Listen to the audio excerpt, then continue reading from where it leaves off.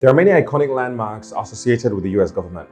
One of the most globally recognized, of course, is the White House, which is the seat of power for the American president. There's also the US Capitol building, which is the home for America's congressional lawmakers.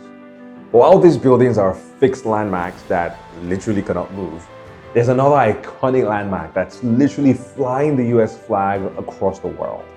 It's the presidential jet often called Air Force One. But why is it called Air Force One? Or more accurately, when can it be called Air Force One?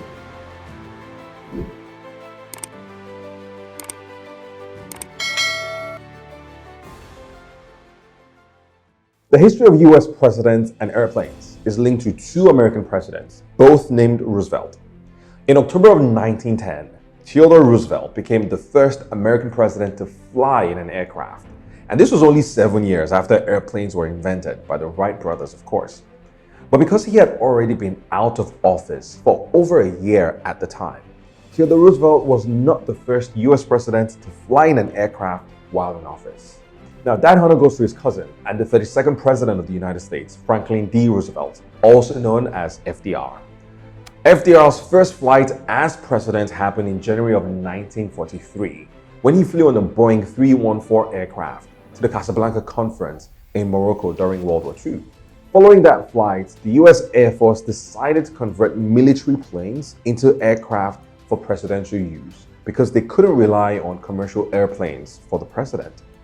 But these aircraft didn't have a unique name or call sign until a very curious but significant coincidence in 1953 during the reign of President Dwight Eisenhower.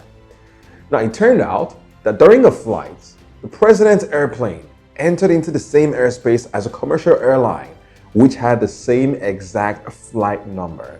Now, this was a random and pretty harmless coincidence, but it could have had national security ramifications because there was a possibility that the commercial flights could be mistaken for the president's plane and vice versa because they had the same flight numbers.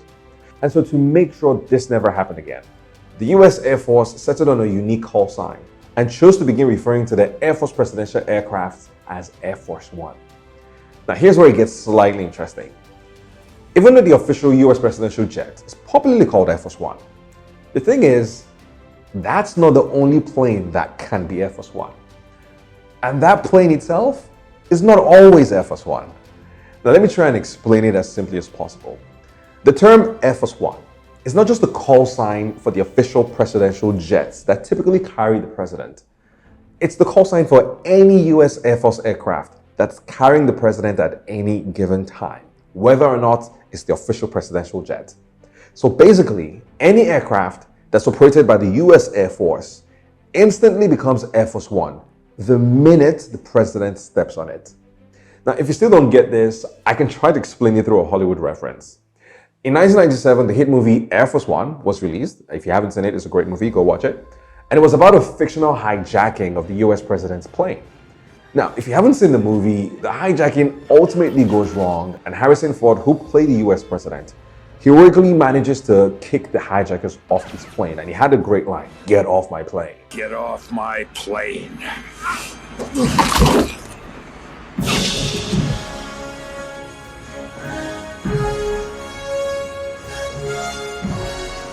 But the hijackers had badly damaged the plane, and at the end of the movie, Harrison Ford needed to be rescued off his own presidential jet because, well, it was about to crash. And as he was successfully rescued off the presidential jet and moved into another Air Force cargo aircraft mid-air, the pilots immediately informed the US government officials that that cargo aircraft had become Air Force One, which indicated that the president had come on board. Welcome aboard, sir! Liberty 24 is changing call signs. Liberty 24 is now Air Force One. And so to recap, a US Air Force plane is only referred to as Air Force One if the president is on it. And that works in reverse as well. Because, for example, in July 2009, on the day President George W. Bush came to the end of his second term, a presidential jet flew him from Washington back home to Texas. But because he was no longer the president, with Barack Obama already having been sworn in as president, the presidential jet that carried former President Bush to Texas did not use the Air Force One call sign during that trip. So let's run through a few scenarios that might help you understand this even better. First scenario, what happens if the US president is on a civilian flight, like in December of 1973, when President Nixon and his family flew from Washington to Los Angeles as commercial passengers? Well, the call sign for that commercial plane will not be Air Force One. Instead, that commercial plane will use a call sign referred to as Executive One. And that's because the Air Force One call sign is reserved only for US Air Force aircraft. Next scenario, what happens if an Air Force presidential jet is carrying the vice president, but not the president? That aircraft will also not be called Air Force One. Instead, wait for it, it'll be called Air Force Two. Again, the Air Force One call sign is exclusively reserved for US Air Force aircraft carrying the president. And final scenario, what if the president is flying on, say, the presidential helicopter instead of the presidential plane? Well, there's a designated name for that one too. The helicopter will be referred to as Marine One if the president is on it, and Marine Two if it's the vice president. And that's because presidential helicopters are operated by the US Marine Corps. So now that you get the context of the Air Force One call sign, let's talk a little bit more about the official Air Force One presidential planes. So what makes this official Air Force One plane so special? It's the fact that they are probably the most iconic, but also the most sophisticated planes in the world. It all started in 1962 when President JFK, John F. Kennedy, became the first US president to fly on a jet specifically built for presidential use. And under his watch, the plane underwent several changes, like the big, bold United States of America that's labeled on the plane, just in case anybody forgets what country the president is from, I guess. Now, since then, the official presidential jets have undergone several changes over the years. They've gotten bigger. They've also gotten more sophisticated, especially as technology has evolved. And if you're wondering just how sophisticated these planes are, the White House refers to the official Air Force One planes as the President's Office in the Sky. And that's because it has such advanced communications equipment that the president can literally run a mobile command center on his plane from anywhere in the world. And unfortunately, the world saw this happen on 9/11/2001 when President George W. Bush actually responded to the terrorist attacks while he was on board Air Force One. Now, Air Force One was the only plane in the sky across all of the US for about 8 hours after the bombing of the World Trade Center. And Air Force One could have actually stayed in the air for much longer if it needed to. That's because the plane can actually carry 14 hours of fuel, and it can also refuel mid-air, which basically means it has unlimited travel range. And the crazy part is, however good these planes are right now, they're only going to get better and more sophisticated. And we can expect that to happen pretty soon. Because the jets currently in use today were first delivered in 1990 during the administration of President George H.W. Bush, the father of President George W. Bush. And that means these jets have now been in operation for about 30 years. So it makes sense that the Air Force is starting to look to replace them.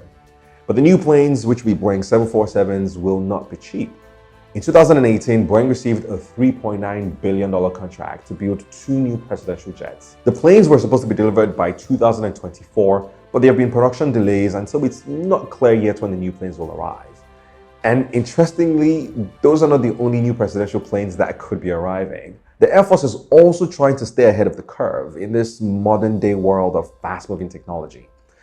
And so it has contracted a few aircraft manufacturers to begin experimenting with the development of supersonic aircraft, which can fly faster than the speed of sound while carrying the president.